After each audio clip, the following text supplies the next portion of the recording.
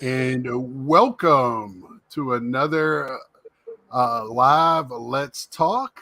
Tonight we have Yannick back. I know he was just here, but before I went to the Hall of Fame, we talked about it. He went a few weeks before. What's up, 357? And then I went with Mike. So we're going to talk about that. But first, we're going to get into just some hobby stuff and everything. Hey, what's up, Ed? We got Reese in the house. Thank y'all for joining. Nice to see Ed back on YouTube. I know he took a week off from it. Yep. Probably been crying a little. We had to talking. I don't know if Ed's made it out of bed yet, but at least he's on YouTube. Right. And let's. So this time of year, Victor brought it up today too. Now I know, Mike, you do sales and all that. Are you starting to see any? I know I ask you this a lot. Are you seeing any slowdown? I know you had a rush with your update. Now we're a couple of weeks removed from that. Are you starting to see any slowdown? Because what I'm hearing from different people in that sell plus collect, they're feeling there's a slowdown and price dropping. I don't know about price dropping, but I mean it's natural as baseball comes to a conclusion for baseball to slow down at least a little bit. New products still do pretty well because people want to get certain stuff. A lot of the other stuff sort of has slowed down a bit. And I don't dabble as much in the other sports. From just like an outsider's perspective, I don't think anyone collects basketball cards. I really don't. I mean, obviously some people do, but I think it's a very small amount. It's more like a traded commodity. And when I say collect, I mean like the true right.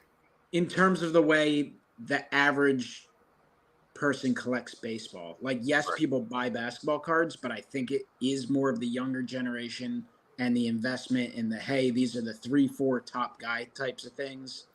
They're all gone. I don't think there's that many, and not to say there's none. There's obviously some of everything, but I think it's very infrequent that people collect, say, 76ers or Portland Trailblazers, or there's not many team collectors. And there's not many people who collect like the more lower end stuff. Right. And I kind of feel the same way a little bit about NFL. NFL, maybe a little more people collect team stuff, but even that, it's very driven towards the younger audience who's just chasing those, either $20 cards that they think are going to be $1,000 or those $1,000 cards that they think they can sell for $2,000. Baseball wise, though, it's not sour grapes. This is just the Phillies losing definitely hurt because the Phillies are very, very good selling team. And you would say the same thing about any of the older franchises. And even the Astros to a degree, though the Astros are tiring a little bit. The Astros are weird because of their cheating scandals and all that, they're very hated.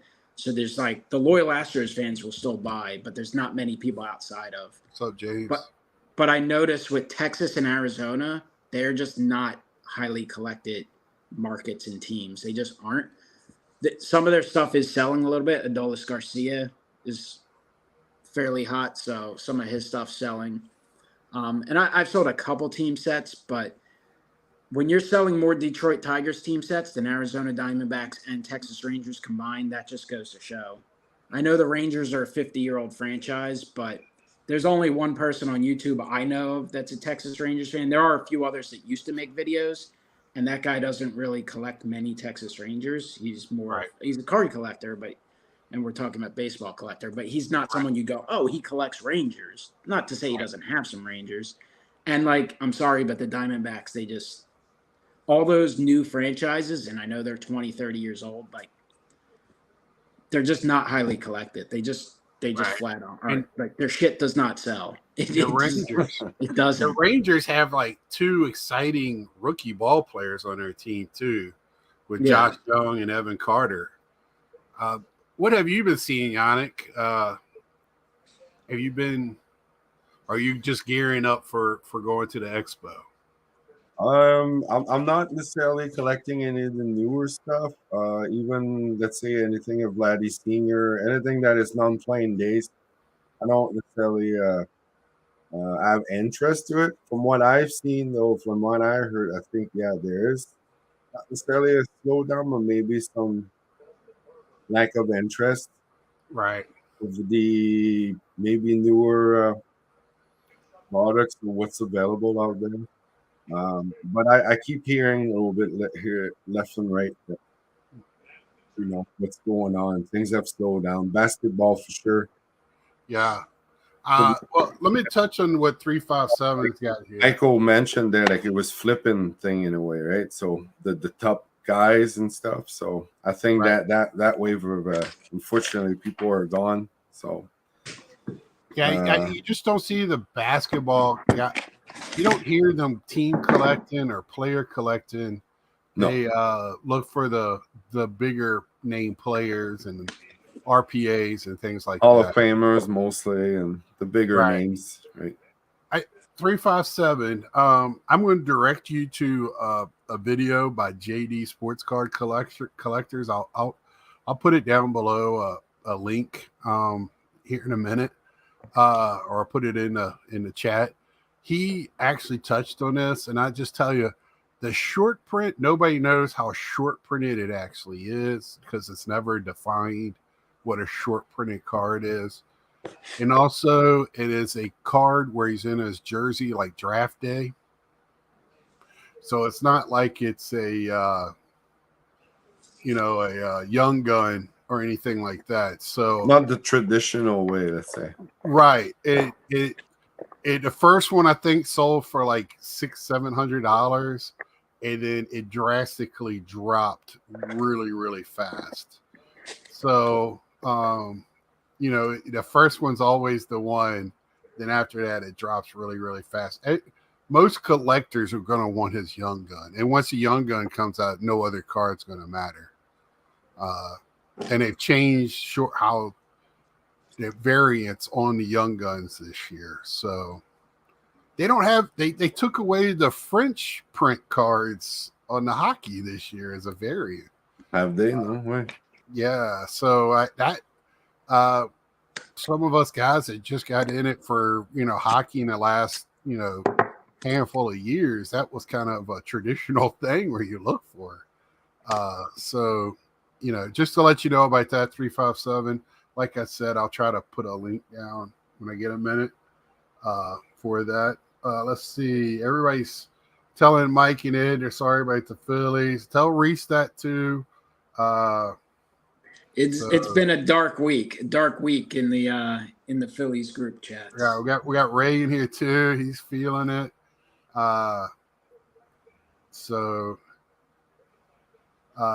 Let's see. Being a Yankee fan, I have to pay more just because of the team.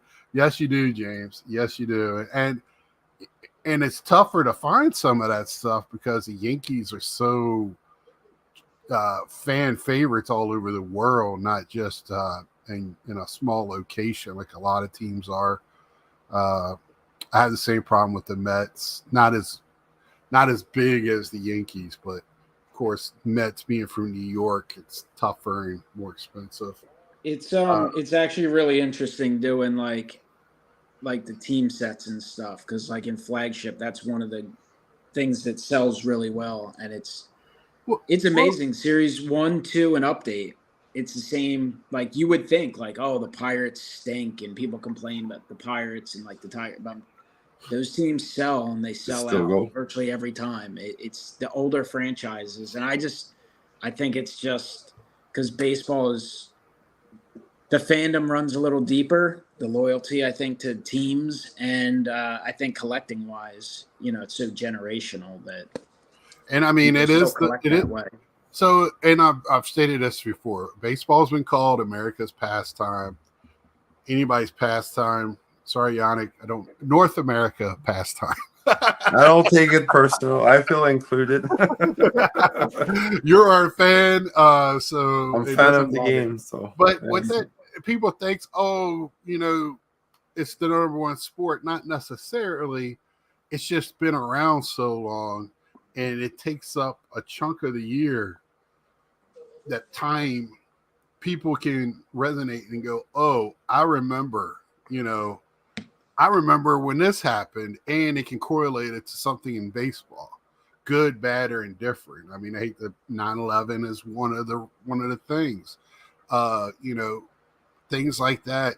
People, World War II, different things kind of go with how baseball. We saw that the whole.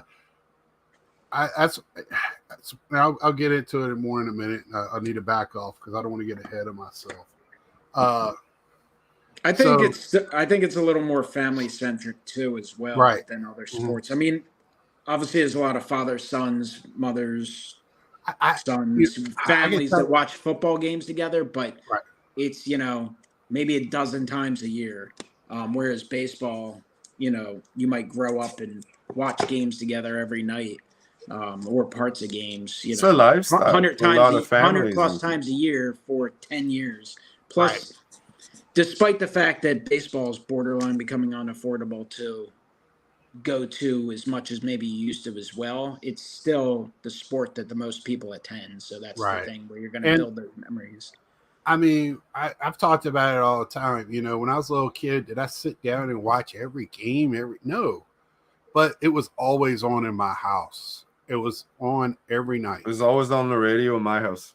Right. Like So always even kind if of playing in the background. and you might have been doing something else as a family or what, it was always on. And of course, in my family, it was the topic of discussion most dinner nights. After spending a weekend with Mike and his dad, I'm having the feeling it might have been the same way in their house. So that's what pastime means, and I think that's why it's a deeper connection to the older teams, and why I'm a little envious of teams that have a longer history. They can go back and like, oh, this player played before. I don't have that history. Mine starts at 61 with a really bad baseball team, and that's just how it works. But I don't even, you know, Yannick, the last time you were on, you were showing me historical things from baseball, just baseball in your area. I mean, that I don't really even have that. I have a small town where baseball was a big deal in my small town, even at early 1900s before we were even a city. That's just about as close as I have to that.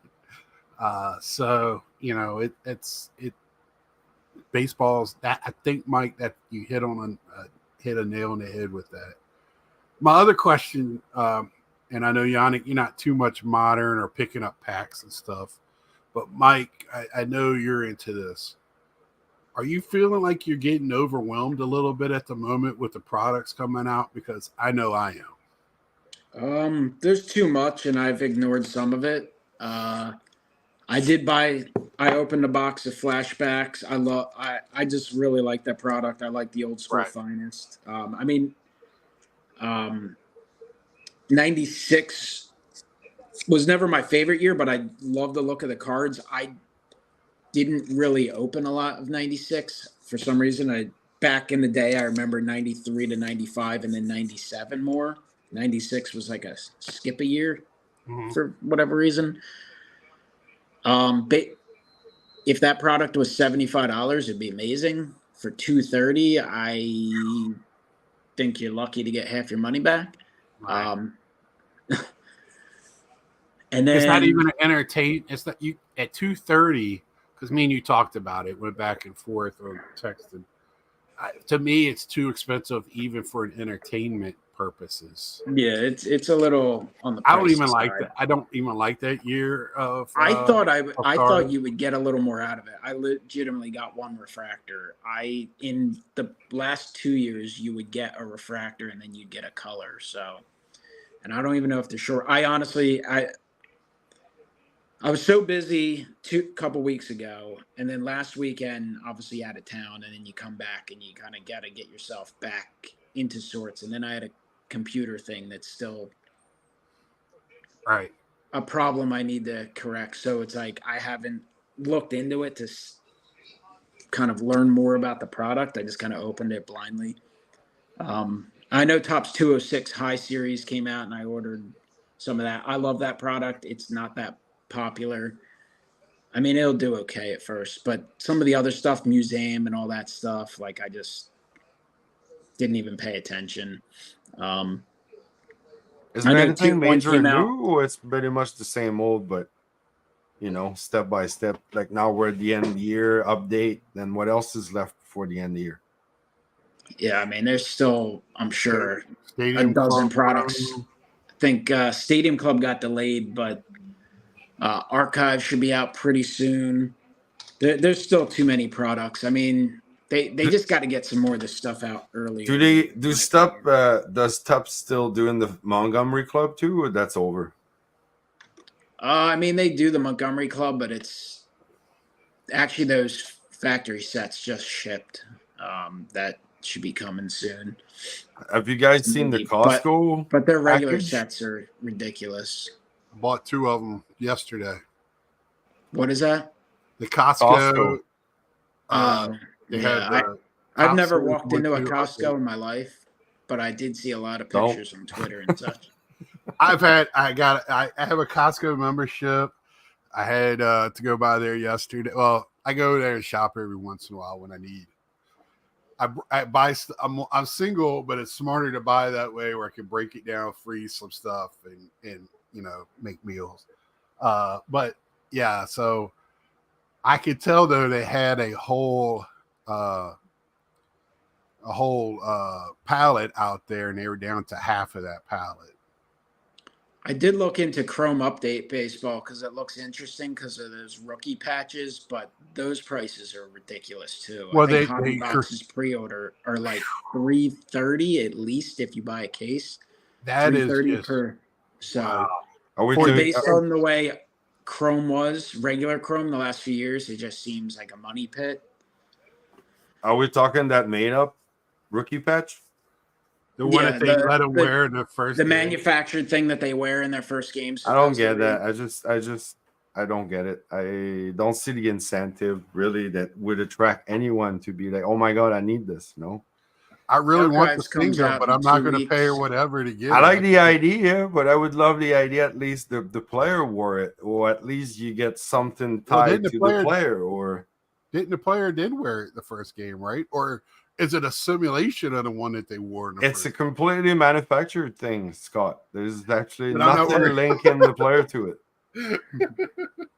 So that's the part I don't understand of how they trying to get anyone to be into collecting that, or even the younger generations. Like, could you maybe at least get these players to wear that patch, or at least the patch that you get actually belong to the guy? I don't know. That's just me. Maybe. Well, it'd been pretty cool if they like wore it all, like every jersey they had it, so they could have like a whole ton of them and release them next year in product. But I want to touch on this one. I know Carlisle likes to joke a lot, but I don't think these chromes will hulk like the ones in the 90s did. They're made a little bit differently. Because that on Carlos's when they were talking about it, I guess he really collected a lot of flashback in that era. And he's not happy because they can't get it exactly the way it was because of that. It's a little different. Chrome's different. So we'll have to see. Battery says, and this is always a topic, 5 Spencer Strider rookie cards from 5 different Topps products using the same picture. Topps likes to do the zoom in, zoom out, use the face. They'll do all of that with the same picture. Yeah, Topps is famous for that. But I think they all do that. And it's always good every once in a while where you'll find a card, like a flashback card or something in their playing days, and you can match it up to a Flea or Donruss back in the playing days. I've done that too. Topps Holiday, I did pick up 2. I did see that getting released. That doesn't really do a lot for me, to be honest. It's one of the few products that I. It's a fun product because of the holiday parallels. They don't do anything in the marketplace unless you get the super short prints. But it's a fun product to rip. They sold out very fast on Topps.com. And then I went to Walmart the next day and they had a shelf full of them. So go to your local Walmart. It's usually a Walmart exclusive anyway. I've seen it several other Walmarts. So yes, I've been picking up some retail, and that's part of it. That's what I'm talking about. I know it's a holiday season, and they released the ones in Costco in their holiday aisle. So you go down like their gift aisle at Costco, and that's stocking stuffer. Right. It's a mindset. They also have a brick of Pokemon cards too. If you're a Pokemon collector, it's a huge Pokemon purchase there too. I couldn't tell you what it was. Have you opened them, Scott, or will you? I don't know. I open one pack a day, Yannick. I have a shelf full of retail and some hobby wax. I had to slow myself down because there was a point where I would open 4 or 5 boxes a day, or a couple, about $400 or $500 worth of retail, and then the next day go and buy more. So I had to kind of slow myself down and not get anything. And then I got a bunch of stuff that I don't want out of it. I love ripping product because it's just something about getting that card out of a pack. Just going to buy it on eBay, right? To me, it is. I don't know, but well, that's because, James, you live out in the middle of nowhere, and I understand. I was the same way in Iowa. The player wore the first game. I believe it was like a sticker patch that was worn on a jersey and peeled off after the game to allow to keep. Yeah,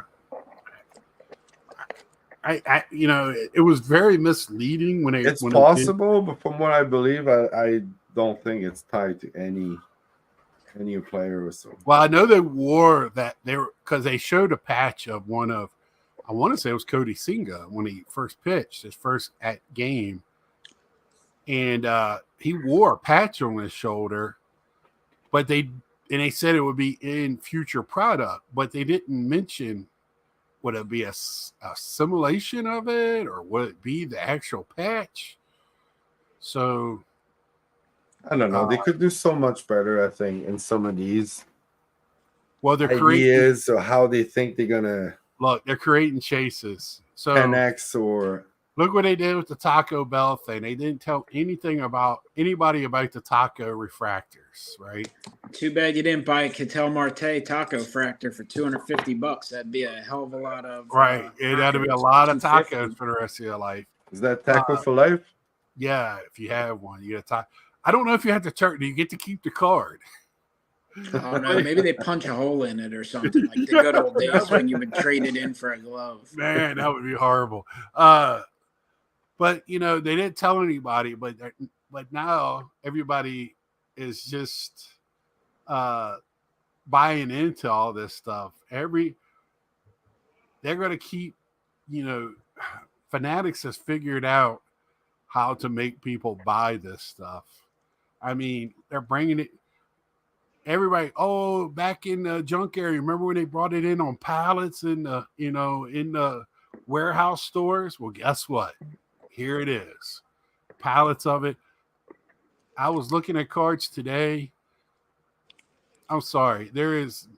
I don't know what the difference is of one company making 60 different products or 5 companies making 10 different products. I don't know really what the difference is, but they're artificially numbering things to make it feel like it's not junk era. I don't care. I still want to buy the cards. I still want the cards of my favorite players. Thoughts on paper loss. I saw an Eddie Matthews card just listed on eBay. Front is immaculate, but clearly pasted in album. How do you estimate value? Well, once it's got paper loss like that, it's an automatic, like what, 1.5, 2, or authentic. It depends on how much of paper loss you got. That's kind of how you guys. What's that? Does that bother you guys? Would you buy? If it's I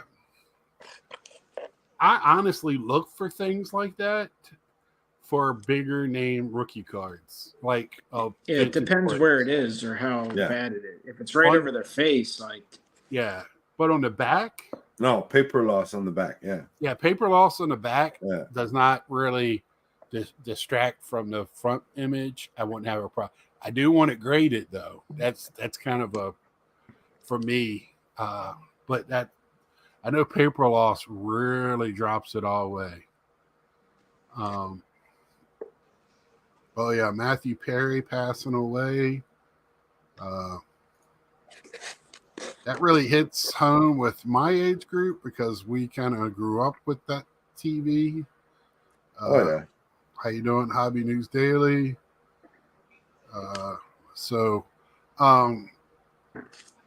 But yeah, that to me, battery, that's like a 1.5, and I would price it accordingly to that. Baseball Hall of Fame. Yeah, we're going to get to that here in a minute. I just want to touch on some things, things that really I've been knocking around hearing in different videos. I just want to touch on it with the guys here. But yes, so what I was getting to earlier about the Baseball Hall of Fame, and I didn't bring it up in my video about it, but when I talked to my dad today, when we recorded our video, me and him are going in the spring, I think. I'll talk to you, Mike, later about that. Hopefully, the later in the spring, the better. Just based I on think we're talking about May.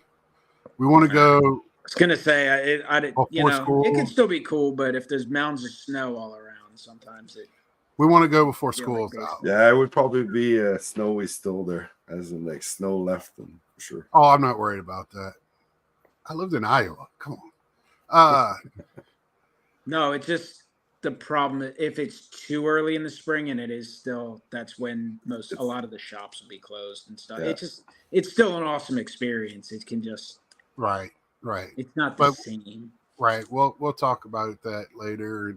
But what I was telling him was, like I was saying before, how baseball impacted things in baseball go congruently with what's going on with the world. When something happens in the world or baseball gets impacted, it kind of goes hand in hand. And I brought up the Jackie Robinson thing with my dad. Like he goes back. They have he's the first American African American player to resume play in baseball since before the 1900s. But in modern baseball, he's the first one. So,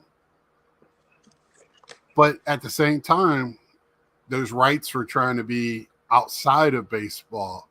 And I was like, man, it kind of like felt like it kind of helped launch it. Here it is in baseball on the front pages, kind of helped it, get that in the regular world.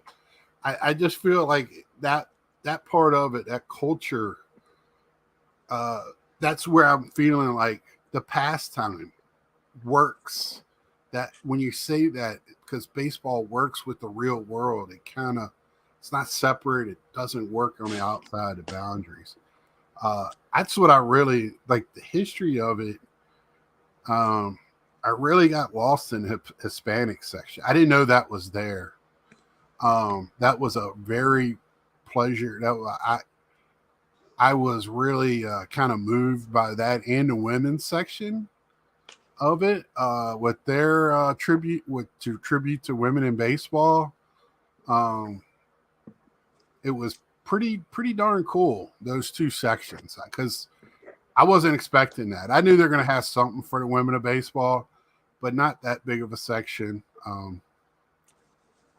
And for me, going in and seeing the Babe Ruth section, which should have been, because without Babe, I don't think we'd be having baseball on this grand stage that it's on. I think he drug it into people's living rooms. And I went up to the third floor and walked in, and we went through when we got through, like, how stadiums and all that have changed over the years, and going in through the front there, and that Hank Aaron section that was just the same tribute of how much he meant to the game. Those things really moved me. I'm getting chills thinking about it now. I mean, for y'all, what was some of the things there? I know, Mike, you've gone quite a few times, but Yannick, when you went, what were some of the things that you saw there that kind of like? Well, I'm gonna have to pinpoint down or narrow it down. Like, everything is, to me, it's right. Like I said earlier, there, it's a lifestyle for a whole lot of families and generation, lots of fans. I'm sure all three of us, like, you can talk about baseball a different way, how you live it and experience it, and how you were brought up to it. And when you do go to Cooperstown, it feeds on nostalgia. Like, that's exactly how the whole place feels like. So, been twice so far, and I can't wait to go again. And Paul, definitely, I guess I've been twice, pretty much the same time of the year, 5 year apart. So I would definitely vouch on early September to mid-September.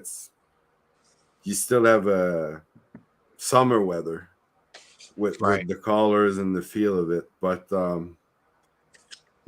walking through the whole place, yeah, you feel different depending of the atmosphere, the people, the sometimes you get the music around you playing a certain way, or you see a certain, let's say, like the player you like or the team you cheer for, but now you got like something over there that you see one of those great moments, and yeah, you do get chills, and you're remembering things, and it's truly an experience. Anyone who never been or wish to go, I definitely say, like, go, just do it, just go. If you are a baseball, and I mean, even a baseball like fan, just a regular fan, will enjoy it. But man, if it's, I dare say it's part of my lifestyle. Mike is the same way. It sounds like baseball's a huge part of I don't think there's a single day during the course of a year that goes by where I'm not thinking about baseball in some way, shape, or form. Like, because during the season, I'm watching games nightly, whether the Phillies are on or not. Same. I'm even watching the World Series this year. I mean, I know there's a lot of people who don't watch it when their team loses. Like, to me, if I'm not watching the World Series, then when my team makes it, it's not special. Like, I love the game. I love, But I still get into the games and stuff, even though half the time, like, God damn it, someone else should be playing. And then, you have the whole year, right? You have so we'll start. You have January. I mean, it's 365 days a year. You have January. You got Hall of Fame voting coming up, and you have free agency and all those winter meetings and rumors. And even if it's a point in the year where you're busy with other stuff, like, and you're distracted, you're still at some point reading something about, or some article about a rumor, and fantasizing about your team making a big trade or signing someone, getting excited for that. Have y'all heard that the Yankees are putting together a package to offer the Padres for Soto? Yeah, I'm sure Ed will be excited. I heard there's also there's been a little bit of chatter. That's how you kind of feel like there's going to be a move, because I know that there was something coming out that the Cubs were going to make him a priority as well.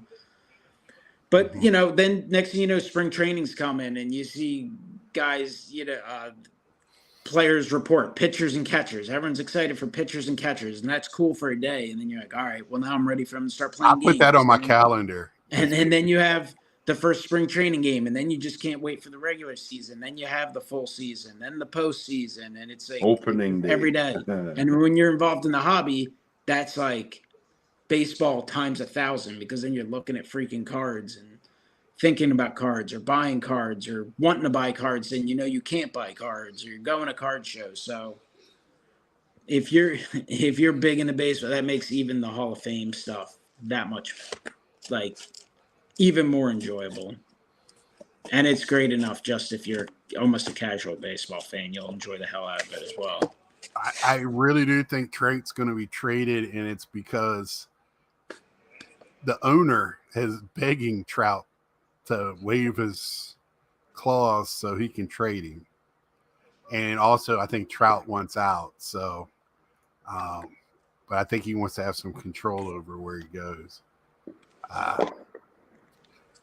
That's what I heard today.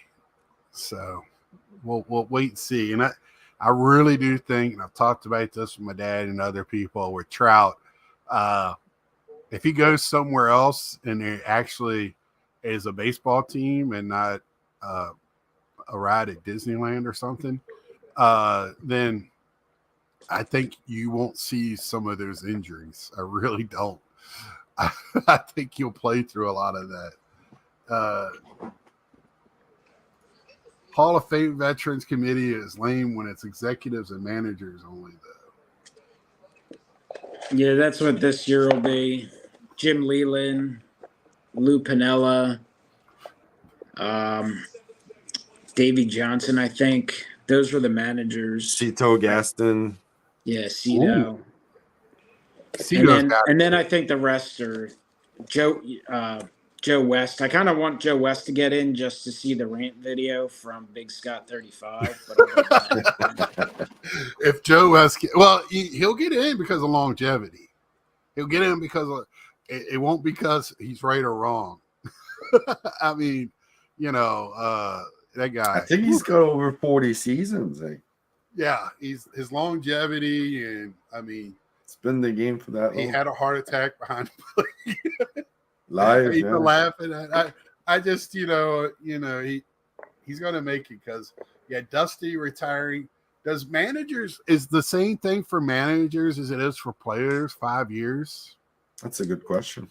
And the only reason why they're not going to be on the players. I think he'll just eventually be on a veterans committee.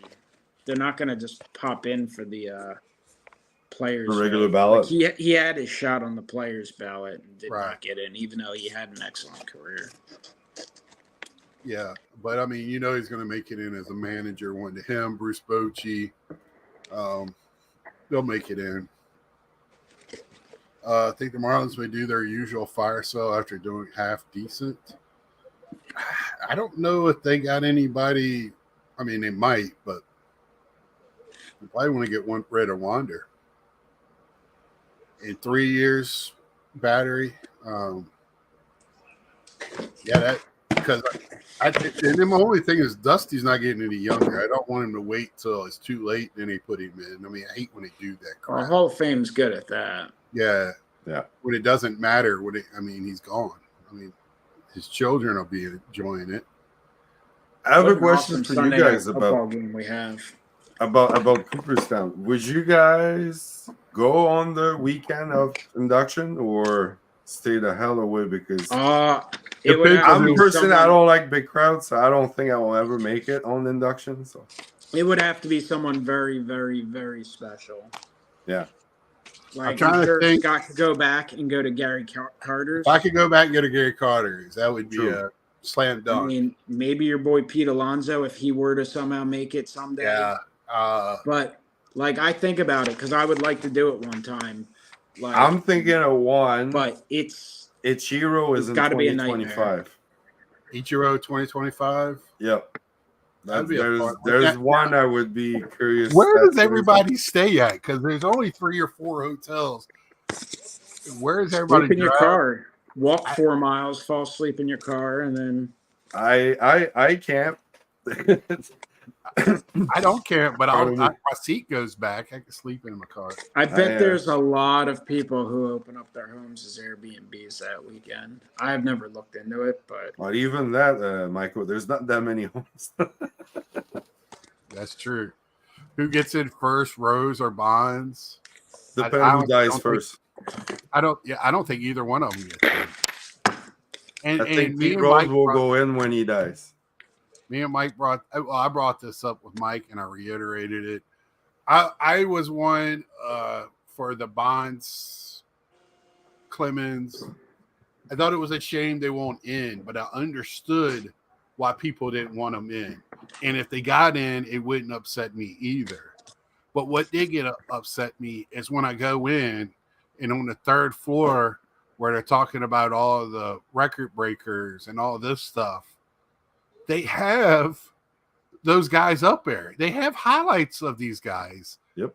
They have uniforms and hats and scorecards and all this other stuff for this stuff. So guess what? They're in the Hall of Fame. They just don't have a plaque downstairs. So they'll get fired up again. You remember, it's a museum of the game, right? And then there's the plaque room that's the Hall of Fame, right? I got you. But the whole thing to me is, I know you got to have them part of the records because they're in the record books. But my niggas are cheaters; they aren't allowed in. Well, how many games did they miss for cheating? I mean, if anybody wants to tell me, do I think they did it ethically? I don't think so. But I'm still. You can look at the numbers before and after when people think Bonds started. And the thing of it is, he would have been a Hall of Famer before as after. And I mean, of course, Clemens' longevity with it. I mean, put an asterisk. They were part of the steroid scandals on their plaque. They got worse players and if you start looking in the history of some of those guys, like Ed Weskergriff, his buddy, that he always brings up, they got worse people down there with plaques on it. And if people knew the actual personal stories of some of those guys, they would not be in the Hall of Fame. So, that's where my issue is. But I still understand why they're not there, and I still understand why if they do put them in, it's okay. But I lean in now much more to go ahead and give them a plaque. If they're that much part of the game, then they're part of the Hall. Especially Pete Rose. Come on. That they're doing that because him and the commissioner at the time hated each other. That's it. So, and all the other commissioners are upholding the wishes of that commissioner. That's all it is. They finally lifted where you can go to the ballparks again, So I went to the 95 Baseball Hall of Fame induction ceremony to set Schmidt and Ashburn. It was the biggest crowd ever up to that point. It was rough. We were talking, where is the ceremonies at? Is it behind the building? Is it down by the water? We couldn't figure it out. When from what I understand is, let's say when you walk out the Hall of Fame is behind you, right? You have the post office across the street. Yeah. That street next to it that goes to the lake. Right. That's Ford Park. And I think it's kind of the outskirt on the back there. From what I understand, I'm not 100% sure too. I was wondering exactly where it was, but this picture right here, that lake is in the background that you're talking about. Yep. The lake. Because I heard you can walk there. Like to where the ceremonies are. Oh, really? Yeah. So, but yeah, I would guess it's probably like busy as it can be, and the place is fairly small when you objectively look at it. It's pretty small, like. Right. Well, so I asked a lady in the plaque room because they have 2 more spots. Was it 2 or 4, Mike? And they filled up to the pole. Yeah, there's a few more. So I asked her what the plan was after that. Would they start moving them on top, moving them around? What were they going to do? Because they're only too high right now. Yeah, they're running out of room in the decade or so. Right. So what what's the next plan? And she goes, well, you see these outside walls right here next to it. We have those. And I was like, ooh, that wouldn't look too. But she said, yeah, what they'll do is they'll start moving and putting some of the adductions in the same sections, Doubling up. Like, was that 2006 where they have all the same from the Negro leagues and other leagues where they have all the, it's like 12 induction people. This thing James with Joe Jackson isn't in, so I don't see Rose in. He not even allowed about. So Joe Jackson took money for throwing a World Series. Now, did he throw the World Series? No. Many people think Joe Jackson didn't know what he was getting money for. Joe Jackson has one of the best lines in playoffs and World Series history in that World Series. So I don't agree with what happened to Joe Jackson, but he got caught up into that. I think that's a little bit different in Pete Rose because I don't think Pete Rose ever threw a game. He said he never voted. They said, and I think they have proof that he never bet against the Reds or even bet on games the Reds were in or something. So, and James's favorite battle cry is Ortiz is in. He did steroids. Yeah, I know James is a huge Ortiz Hall of Fame guy. I think he's super collecting David Ortiz Hall of Fame cards. Yeah, so but he's right. But David he's one of the guys that admit to it. You should have James on the show to discuss Derek Jeter's legacy of being overrated, according to someone at the National. Right. Yeah, James, I understand it's still betting. I understand that, but now betting is part of baseball. It's hand in hand. What's the favorite item you guys saw? You think? Thanks, Ray. What's the one item you guys saw in the Hall of Fame that you were just like, oh wow, this is like, that got your certainly not anything to do with Joe Carter. Not the end of the World Series or the Hall of Fame film last year that showed the Astros final out. Definitely not those. I could. What made I had a tear trickle. Mike almost caught it. I walked into the modern era, how the game changed era, modern era part there, where you could pick what videos are on that screen with the touch screen. Yep. I walked in and what was playing was Gary Carter's first game with the Mets when he hit a home run in the 10th inning to win the game. I never touched the screen. I got chills. Timing. It was like Gary Carter was there saying thank you. I'm getting teared up now. So that was a big thing for me. The other thing was I was a catcher growing up. Loved catching. That's why I like Gary Carter, Johnny Bench. I love catchers to this day. I pay attention to what catchers do. But what's the most amazing thing, and you'll see pictures of it in my video, is Mickey Cochran's catcher's equipment and what they wore in that time period. Yes, they didn't throw us hard or hit, but man, the balls look like little rocks at that time to me. They look a little smaller. The equipment, me and Mike talked about it from early times in baseball all the way up to 60s basically, what they played with, mitts with no webbings, and they were still, I guarantee you Pee Wee Reese could still play second base with any of these guys at this day, right?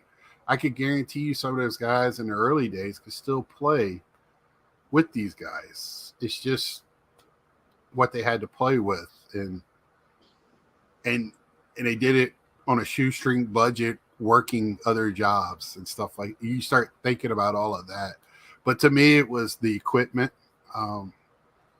seeing it up close. And we went to a bat store, and they had different bats of different eras of the game that you can actually hold. And I really like that too. You could actually buy them, of course. They made them. I forget what was it, Cooperstown Bat Company, Mike? All the ones that they're all custom made, everything you want. Yeah. So Yeah, no. I was looking for an axe handle bat is what I was looking for. I haven't held one of those yet. I got to walk into the David Adams store. I think you mentioned it was closed when you guys went because they're moving down the street, from what I understand. I don't know where they're moving to. I guess just another location, probably a little bigger. It's fairly small, even if they're right next to the museum. It's pretty small. You can tell too, it's outdated-ish. You know, they're trying to have a certain look, I guess. But okay, battery. Of all, I would say of all the card places on Main Street there, that was probably my least favorite one, just because it was all just new product behind a glass, and that's it. Right. There was no, there was no dollar box. There was no display cases. There was not much of any of that stuff. So I tell you, there was one that was directly on a corner. Is that Shrimsky, maybe? Yeah. There's Mickey Mantle's place. There was Stremski. If we had more time, I would have brought my stool in there with me. And one of the best one, let's say for like vintage, was Double Dayfield parking lot. There's like a taller building, like brick looking building, and right in the corner there is a card shop. That one's actually that guy had like a whole back room up a level, and that was just wall to wall of vintage. Did the front of the store look like a old movie thing? Yeah. Something like that. Sold hot dogs and stuff out front. That was closed, but the inside, we went in, and we were see what we're amazed about was Fanatics. Once these stores, and these are exactly what Fanatics want, but they're not. They have no presence in. They were David Adams. They're the official Topps guy there. So that was it. They had all the top stuff. I actually, I really enjoyed Mickey Mantle's. Yeah. That store. We were surprised at the wax prices in there. That's another place. They had some cards, but man, the hat selection.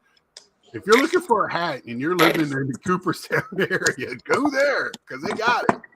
Yeah. And if you're looking for Savannah bananas, go anywhere because they got that. I don't understand. Everywhere in Cooperstown. Yep. They were everywhere. Even had a display of them in the Hall of Fame. That was in the other way at the end of the plaque room. Then you went up. Yeah.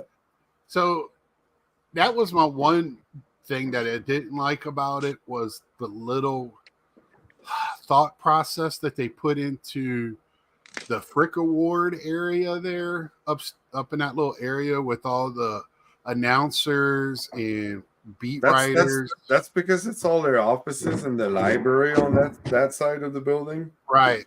But still, it's kind of like so.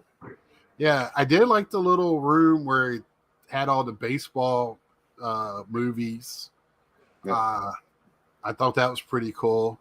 But, I just was – because to me, the announcers and radio and all of that, that also – that's what makes baseball. Those guys, especially in the early days with the radio calls, and even to this day, being a radio guy and having longevity is a special, special talent. And it's I think it should have been a little bit more there. I don't know what. I don't work there, but well, you're gonna have another reason to go soon because I was told by the Hall of Fame people they're gonna do the first major changes in the layout, and they haven't done in a long time. They're doing it this winter. Well, they had. So they're gonna change like the whole, and I guess like bring some new I don't know what was beside the Babe Ruth area, but that was completely emptied and closed It off. it So- was like a black baseball history thing, and it looks like they're just completely doing it because I know it was Yeah. gonna once again have something to do with African American baseball Yeah. players. They mentioned they were gonna redo some of the layouts. The fact that I spent 2 days there on a some kind of a archival preservation restoration seminar, and their collection is so huge in the back that they can do a rotation that you wouldn't even look at the same thing twice for a long time. Well, I was looking for the Gary Carter display that Reese sent me a picture of last year, I think it was. If Reese is still here, I hope he could tell me when he went. And they had the full, if I remember correctly, it looked like the full get up, like his full catcher stuff. And I'm sure it was on loan from somebody. They did have an autograph, his catcher's mitt there autographed, which is awesome. I just love that whole section. That section I walked in from when I was a kid and all that to me was my favorite section because it just brought back the reason why I love the game outside of sitting there. Yep, it was end of last year.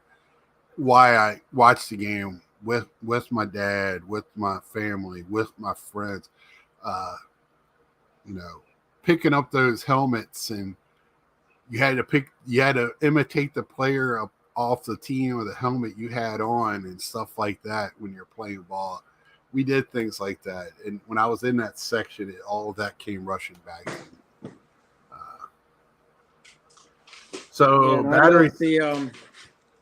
The card section as well, which we really haven't brought up, but Yeah, actually, because that's not. I think that's only been there 2-3 years, something like that. And I just think that's awesome seeing, especially as like a card guy, just seeing that entire run, the various designs, the various products that have been put out, over the last 100+ years. So I must have spent at least awesome, 5 minutes, a good 5 minutes on each of those little drawer door on I each wish side. they would make those easier to look at. I wish Yeah. they would I got tired of fighting. They really make it difficult as hell to pull out and lean down. Yeah, not much lightning there too either. Yeah.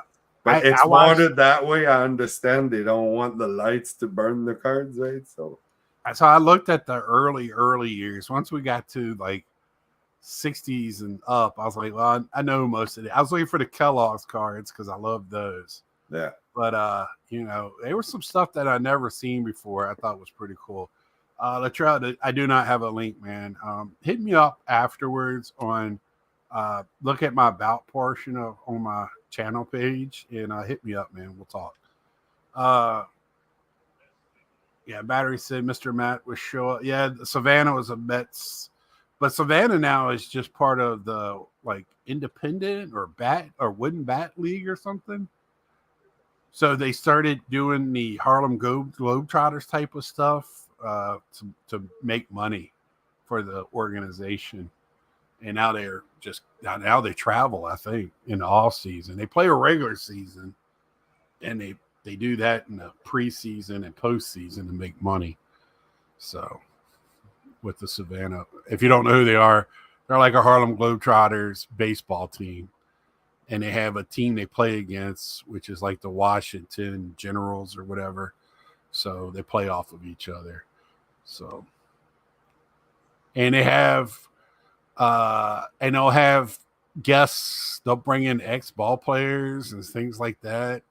Yeah, I know I've seen Johnny Damon and Shane Victorino, I think, played a game. Yeah, they had somebody just here lately because it almost got into a real fight. Where they had 3 players against 5 against the hitter or something.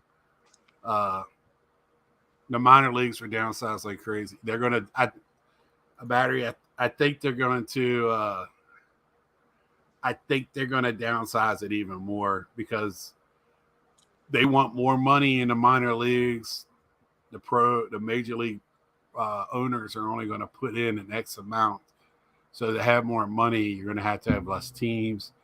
And from the way it sounds, I don't know, other than to support smaller communities, that would suck if some of these teams go away. But I think we're going to see a downsizing of the minors because from my understanding, they'll have, I think there's 6 to 8 teams with, 25, 27 players on each team. And only a handful, 10, 12 of them are real major league prospects. The rest of them are kind of, let's see what they can do, or fillers. There are guys that play 10, 12, 15 years in the minors. And once you get into AA and AAA, it's not a bad gig. It's the lower levels that really suck. Yeah, Susan Sarandon's going to be pissed. Yeah, she can't pick up any young dudes anymore. The Met of Art Museum in New York has the Jefferson Bird. Yeah, James, you brought that up. That would be cool to watch. So if anybody doesn't know, this is an art collection that's a card collection. It's second to none. It's a white glove type of thing. You have to, I believe, call ahead to make an appointment to see it. And I think you're watched the whole time you're looking at it. So yeah, that would be pretty cool. Thank you for bringing that up, James. So any final thoughts before I get my final thoughts on Hall of Fame and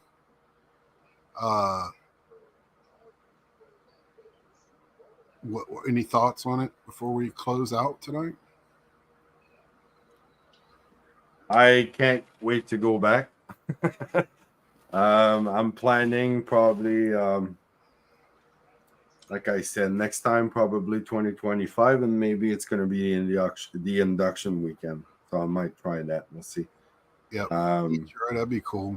But I would say to anyone, definitely, if you have a chance to go, just make it happen and go. You won't regret it. That's a guarantee. Right. Anything to add, Mike? No, the Hall of Fame's awesome. Baseball's awesome.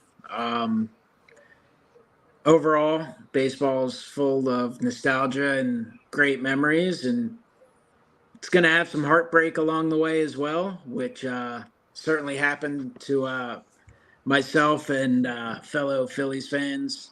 That's what makes us keep coming back, Mike. But, if you win them all, then you don't appreciate the wins and stuff, and you can take stuff for granted. You could be a Met fan and been out like in June. It could be worse. I did just see a tweet or something that got shared. So this date, 15 years ago, hard to believe it was 15 years ago when the Phillies won the World Series. So, I think back to that. Wow. And, there have been a few runs since then. Of course, last year the Phillies had the run to the World Series, which was completely, really unexpected. And that's what made it so great. And that's what made this year so painful, was as good as the team looked and as good as they played at times, they didn't get as far as they did last year. And they had it within their grasp, up 2-0 and up 3-2 going home. But I think back to that 15 years ago, and, that's before YouTube, and that's before knowing so many people that I know in the hobby now. But, I can still and that was a weird Game 5, which I was unbelievably lucky to attend. And I can remember that whole run on the way to the postseason. That's what I hope I don't forget about this year, is the run and the moments leading up to it. But thinking back to 2015, I remember, so at the time, one of my brothers was at LaSalle University, which is off Broad Street, basically, in North Philly. So went down there. I was with my dad and one of my brothers, and we drove down and we picked him up, and then we drove right down Broad Street and going towards City Hall and looping around that. And I still remember going out and like I was at a lucky age at that point because 15 years ago, you know, I'm still, what am I, 2008? Yeah, I got to do math. Either way, I guess I was still in my 20s at the time. So you're plenty old enough that you're going to remember it forever, but you're not too young where you completely take it for granted. And I just remember riding down there and like talking to, like you said, family, people you'd watch the games with, you know, your whole life. And I remember like going down that and thinking like, wow, the Phillies have a chance to win the World Series today. Like how special that was. Getting there, watching the game, and then it rained. And a lot of people forget, like that was a suspended game. So you had to wait a couple more days for those last 3 innings, rearrange everything. I remember I was like, no matter what, like I'm not working, like I'm going to the last couple innings of that game. Like I don't. Right. And then heading back down, it was like a little bonus game, and that's when you have those moments and you experience that greatness. And I do hope everyone gets to experience that at some point, you know, even Scott with his Mets, you know, at some point, hopefully he gets another crack at experiencing. Yeah, mine was, I think 4 days ago would have been 1986. I think that's when I saw the SNY posting on Instagram. So that was but all those moments and memories along the way, and that's what makes it even more special going to the Hall of Fame. Like I love seeing that stuff from the late 1800s, and I'm a sucker for like the old cards and looking at some of the memorabilia and appreciating the Babe Ruth and what he did, like how big. I don't even know if we can imagine how big he is. You think how big like Ohtani is worldwide now, and like Babe Ruth was bigger at the time in this country by far. He was like all over the world. World. And you know, and then the progression in baseball, righting some wrongs and things like that, and you know, all the history that we hear about. But then when you get into, like you talked about, like your history, your personal history, and I see that at the Hall of Fame as you go through, whether it's the guys like Richie Ashburn, who I never saw play, but he was part of my childhood because he was on the radio and the television all the time. He was on there with Harry Kalas, and I can still go back and watch games and hear them talking, and hearing those stories. So you have that personal connection to those players. And then I start seeing the players that I grew up watching. And then now we were walking through, Scott, and we saw the cap from Roy Halladay, no-hitter. Eric Bruntlett, of all players, has got his some of his stuff in there from the unassisted triple play he turned. I think it was against the Mets, actually, to wrap up a game, like one of those crazy endings back in, I want to say it was probably like 2009, one of those years. Yeah. You know, seeing all that, and then it is kind of scary where sometimes you're like, damn, that was 10, 15 years ago, stuff like that. That's the other part you realize, like, oh, man. And then you have the current stuff, and you have the players. So, I mean, that's why baseball's so special, and that's why going to the Hall of Fame, I think, is worth it. Like Scott says, it might not be the easiest place on earth to get to, but it's a journey that you can kind of anticipate and think about on your travels. And then on your travels back, you can kind of reflect and think baseball that whole time, and then be excited to hopefully do it again at some point. So Ed brings up a great point here. Baseball can give you the highest highs as a fan and the lowest of lows, all in the same inning. All in the same inning. It could be one within pitch. hours. Yep. And that's, you know, most sports are like that, but, you know, baseball, you know. Baseball is weird because of the no clock. Like, there are times in basketball or football where it's inevitable. You're like, oh my gosh, we're going to win. Like that last couple minutes. But then you have experiences, and hopefully for the Rangers fans out there, it doesn't happen again. But think about, you know, that Cardinal series where they're an out away and they're a pitch away going, oh my gosh, we're going to finally win the World Series. And just like that, next thing you know, boom, you're behind, you lose. And then it happens again, and you have your heart ripped out again. And then now you're a dozen years later, you have that chance again. Do they come through this time? Who knows? I mean, unfortunately, they're going against a very similar team. The Diamondbacks are kind of like that Cardinals team. They might not have the Hall of Famers and stuff, but they're one of those last teams in, a low win total team, a team people didn't expect, but they just kind of get everything rolling at the same time. So, and they're Playing with obviously house money. giving a fight. Yeah. They're playing with house money, man. They're just. I was afraid when they got to the World Series they wouldn't play loosey goosey. It hasn't changed them. They know, you know, they were one day away from not being there, so they know they're playing and they're there. And all you got to do, I've been saying it all year. You just got to get into the playoffs because anything can happen. Anything. You don't care. Day one, first, you can talk about how many wins each team has till you're blue in the face. First day of the playoffs, everybody starts 0-0. So who's winning the next 3 games? I'm saying Diamondbacks in 7. Mike? It's tough. I kind of get that feeling from the Diamondbacks. I'm really interested to see what happens game 3 because the rookie pitcher has shown 0 signs of nerves. He pitched really well against the Dodgers. And he pitched really well against the Phillies twice. I mean, he could have blown up. 3rd inning, he could have gotten blown up in game 7. What's the proper way to say his last name? Fad. Buffett? Okay. I Fad. said Buffett today. Okay. Fought, maybe? I think it's Andrew Fott, right? Fought, sorry. Yeah. Okay. Yeah. I hope his mama's not watching my video I made today with my dad. So she might come. I mean, going in the NLCS, I honestly thought, wow, the Phillies have the pitching advantage in games 3 and 4, and they're up 2-0.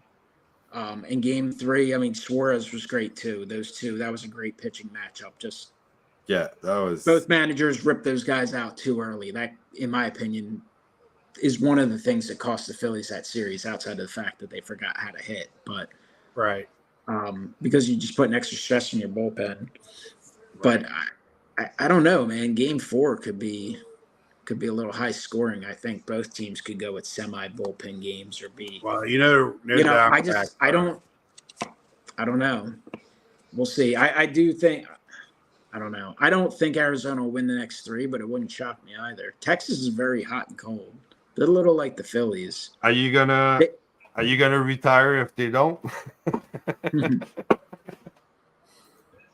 I do. What do you think, Yannick? Oh man, you would have asked me yesterday before the game or the day before that.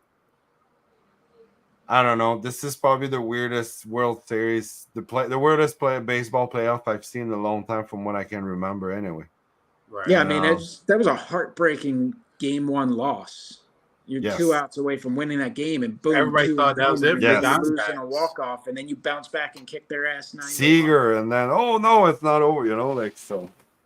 I think game 3, like Michael said, game 3 is going to be huge. I think Texas was their favorite. I think now the Diamondbacks have the upper end, not by a whole lot, but I would go with you guys. The Arizona probably is going to take it in 7. But I wouldn't be surprised if Texas, because it's one of those. This series, it doesn't matter who's at home or any playoff game. All of them. Years it's been. The home team doesn't matter anymore. I think Arizona, by not having anything, like I watched earlier today, like Arizona had a 0.5% chance at the beginning of the season to make the World Series. So, okay, I wish I put money on Diamondbacks before the season started. Yeah, I wonder what that would have. Even in the beginning of the playoffs, they were the biggest underdog. I remember thinking, I didn't bet on anyone. They made the playoffs with 86 points. Right. So it's kind of like not even just backdoor. That's the new wild card package, right? With the Well, they got two pitchers, and I've been seeing it. You make it to the playoffs, you have two pitchers. Anything can happen. It's a whole new season in the playoffs. So. Right. The playoffs are awesome that way. Teams are built for the regular season, don't necessarily do very well in the playoffs. Sorry, Battery, but your Braves have been doing this for decades now. So, my last point with the Hall of Fame is, I wasn't, when I got there, the trip and all that, I just didn't understand why it's there, but now it's there. It's the Mecca of baseball. And just like any other Mecca, you make a pilgrimage to it, and it shouldn't be easy. Right? You go from North Carolina, you fly to New York, you go to Pennsylvania, back to New York, back to Pennsylvania. I didn't know where I was at. And then you find your way to Cooperstown. Yeah, until I was at Cooperstown. I just enjoyed the ride, a lot of reflecting, and it makes you appreciate it all that much more. So please, if you haven't, subscribe, like, share, leave in the comments your thoughts on the season, playoffs, World Series. I know this is a very baseball heavy channel, and I'm not going to apologize for that. So till next time, see ya.